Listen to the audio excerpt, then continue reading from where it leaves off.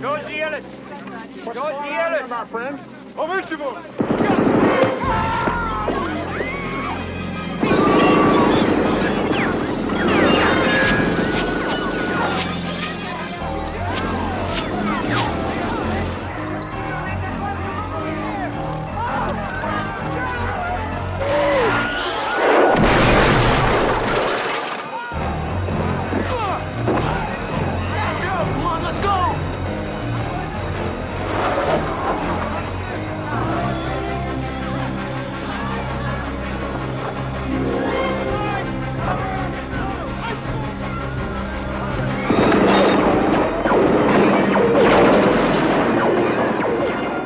Hi, I'm Whitey the White Guy. This is Cracker. This is the Whitey the White Guy show.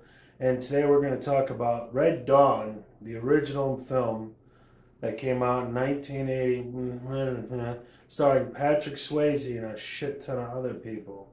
Now, I saw this film when I was a kid and loved it. Cracker saw this saw this movie about 10 days ago. and hated it. Fucking hated it. Fucking hated it. So today we're going to discuss Red Dawn with Patrick Swayze. Go first. Well, I'll give you the synopsis. Red Dawn came out in 1986, 87, somewhere in there. The Cold War was still going strong. Everybody was still afraid about the Russians. And if you grew up in the Cold War, you were afraid about the Russians invading the United States. Mm-hmm. So this captured on that. The other thing it did, I thought, because prior to 9/11, for you kids who are under 30, with oceans on both sides, friendly countries to the north and south, we never had to worry about being invaded. We hadn't ever had to worry about our rights and freedoms being taken away from another country, another entity.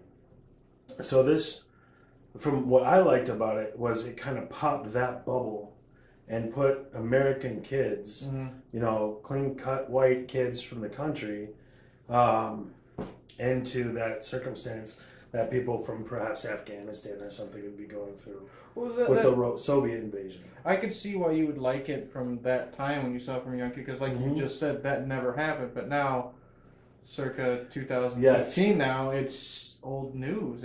Now you haven't seen the new one, and I haven't seen the remake. And part of the reason why is, like you were just saying, the fuck is the point? I think of the remake that it's North Korea instead of the Russians. But it's like, because we've had 9/11, because we're in a more globalized society, it's lost its importance. When it first came out, there was no impact felt at all. You know, in that period of time in the 80s, the rest of the world was over there. We were over here. And what happens if the rest of the world showed up angry and pissed off at us? Whereas now, we have tens of millions of illegal aliens from all over the world pouring in.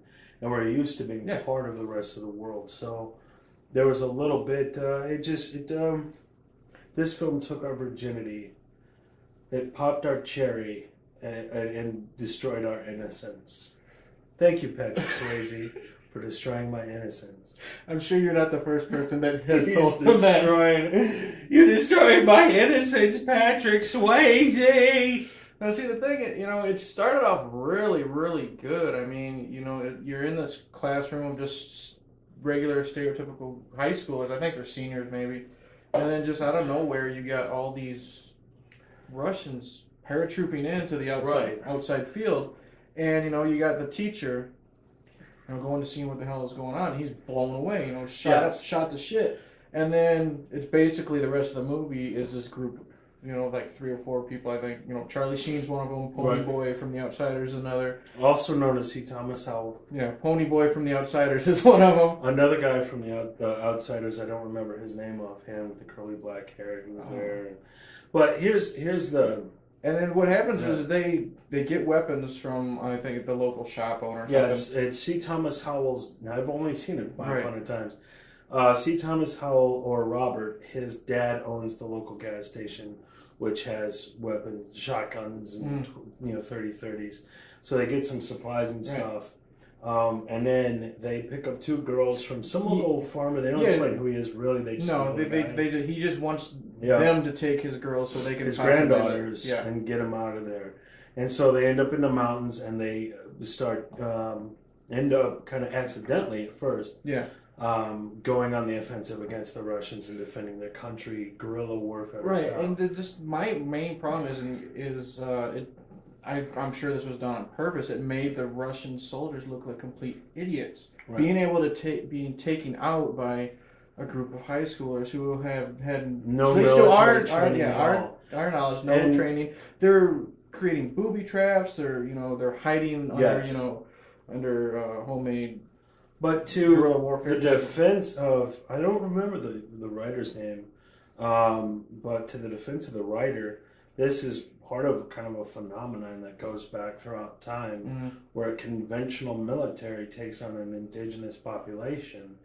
And, you could parallel it to the Vietnam War. Right. You could parallel it to the American Revolution. If in the film, one of the Colonel Buera, is going, I've seen this before in Honduras, I've seen this before in Venezuela, I've seen this before, but these are my men. So as you can see, this is something that's happened throughout the world, throughout history, and then this film puts you into that situation.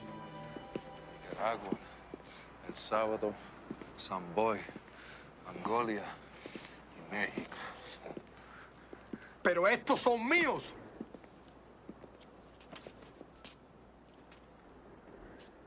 The other thing I was going to add on what you're talking about, the opening scene at the high school, you go back to 1985, 1986, I think I probably saw it in 87. We've never seen anything like that before in film. You've never seen anything like that before, where there's a scene where they first open up, everybody's watching the field, and then some Russian guy sweeps the windows with a Kalashnikov, and you see some kid with a bullet in his head lying there dead. We've never seen anything like that. And before this, even just a few years before, if you saw... what was it called? All Quiet on the Western Front or something. They still had what was called bucketing. Yeah. If you're not familiar, bucketing is where some guy goes, bah! And jumps forward, so you know he's dead because there was no blood, there was no anything. So to suddenly have this was a shock to the system. Yeah, I give it credit for breaking a lot of ground for what it was, but it's just... And to see that RPG go flying into the bus, you never saw stuff like that because they didn't have the technology even 2 or 3 years before to film something like this. And the thing is, I was watching it with my wife, and she got so bored, she didn't finish the movie, she went and left. Are you kidding? And she's only 2 or 3 years older than me, but like I said, this was the first time we saw it, and I think we both agreed is, how could a movie with this much action be so goddamn boring? But you put, again, we've seen since Saving Private Ryan, we've seen since... Terminator and now you have CG this and CG that and shit comes flying at you, and then you go back to the 80s, right? So this was, you have to put, it's no different than Frankenstein. You have to put Frankenstein's monster. Now it's fucking laughable. At the time, people were shitting themselves, right? So that goes for any art. You have to put the art form and the time it came out, and to the audience that it was written for, because they're going to understand the importance of it. You missed it because you saw it 30 years too late. Right. Because everyone else who has been older than me that I've talked to about this just said this was the greatest fucking movie they've ever seen. At the time it was. They're 11, 12 years older than me. They saw it when it came out. And kids today are not going to be able to sit through. I mean, this movie's almost 2 hours. They're not going to be able to sit through this because they've all seen it before. And we've been through all these conflicts with the other countries before. It's nothing new. Because 9/11 happened. Yeah, I don't remember who I was talking to. I asked somebody once. I was like, "Where were you when 9/11 happened?" I'm like, "I don't remember." I'm like, "I was coming home from fucking work." Yeah, my dad. I was on the job. Right. You were on the job because we worked together. You were on the job. My dad had just woken me up because I was going to wake up and get ready to go to work within the hour. And right when I woke up, actually, the second plane hit. And I'm like, "Holy shit!" This is the first thing we, as Americans, have ever had on our soil since World War II. And this is the first time our generation has ever dealt with it. Exactly. Which is why... So when you go back to the original viewing of Red Dawn, we'd never experienced anything like that as a country. And it would be shocking for high school kids, preppy teenagers, to have to go survive this stuff when, and that's part of why I loved it, because I grew up poor in a poor family. and we would look at stuff like Full House and go, fuck. Yeah. Life is nothing like that. Exactly. Like, where's the meth? Where's the gunfire? Where's the stabbings? Right. And so I love something like this because it pops that bubble of those prissy do-gooders going, fuck you, this is reality, gotta deal with it now. Try! Hold it back! Let it turn to something else. Just let it turn to something else, okay?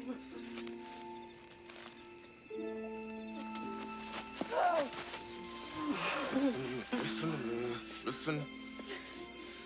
Don't cry. Don't you ever cry again. As long as you live. As long as you live, never do it. You hear me?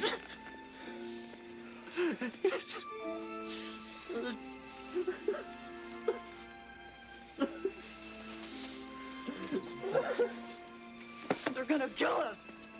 All of us! So why should we be different?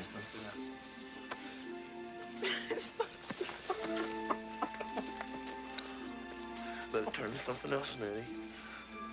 Let it turn. Let it turn.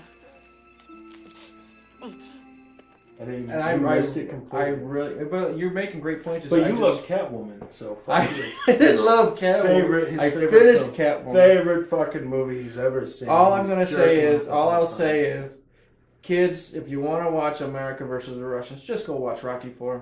At least there's boxing, Dolph Lundgren's, and a talking robot. How could you give a fuck about Dolph? His name is Dolph, and he's Swedish. He's not even Russian.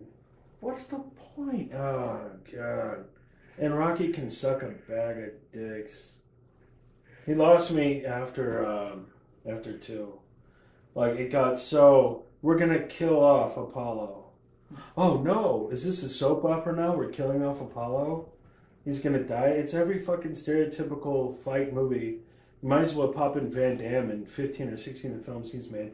He's got his buddy. His buddy dies. He has to avenge his buddy's death against the main bad guy. Jerk me off, Sally. So, Red Dawn, infinitely better. Anything else to add to the Red Dawn? Nothing. It was fantastic. It was No. fucking fantastic. The score was great. Okay, I'll give it that. The score was The great. moving score. The action was fantastic. Mm-hmm. But the hour and a half between the action, Yeah. I couldn't do it. But imagine, if you've seen C. Thomas Howell and The Outsiders and Patrick Swayze and the other guy who's curly hair, Darren Dalton. I don't know. What's his name? Darren Dalton. Yeah, I know. He was one of the socias. Yeah. Yeah. And so imagine having seen them in The Outsiders as these naive kids and all this Well, stuff. and this was And young teen Charlie. magazines. This was and all also that young stuff. Charlie Sheen too. Yes, before he- young Charlie Sheen. Yeah. Pre-Coke Charlie Sheen. Exactly. It was like before Major The Coke League. machine Charlie Sheen. And they're shooting up some Ruskies and having philosophical debates on, is it okay? And that's the other thing too. It's a philosophical debate. Is it okay to kill people?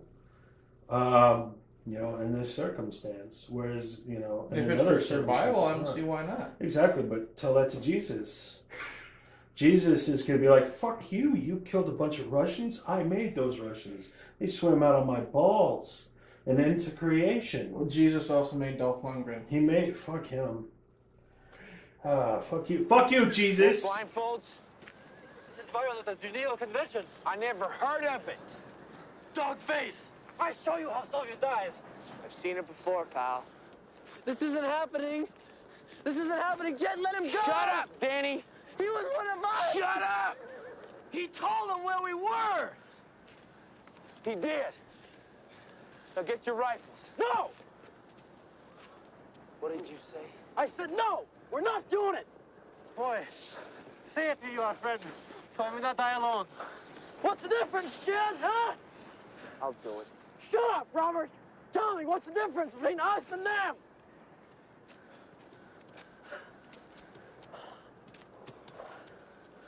Because we live here. Ah! Don't shoot. Don't shoot. Don't shoot. Don't shoot yet.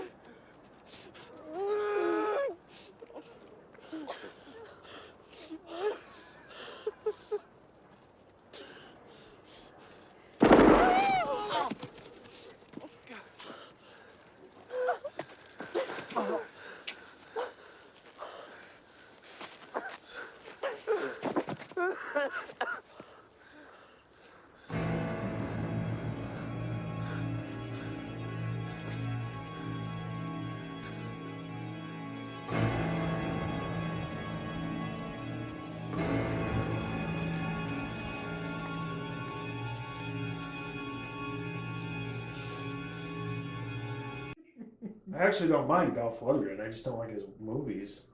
But yeah, so it's an interesting philosophical debate. What would you do if? So for that reason, he's completely wrong, and Red Dawn is the Shizen. Are we good on that? We're good? Sure. We're good?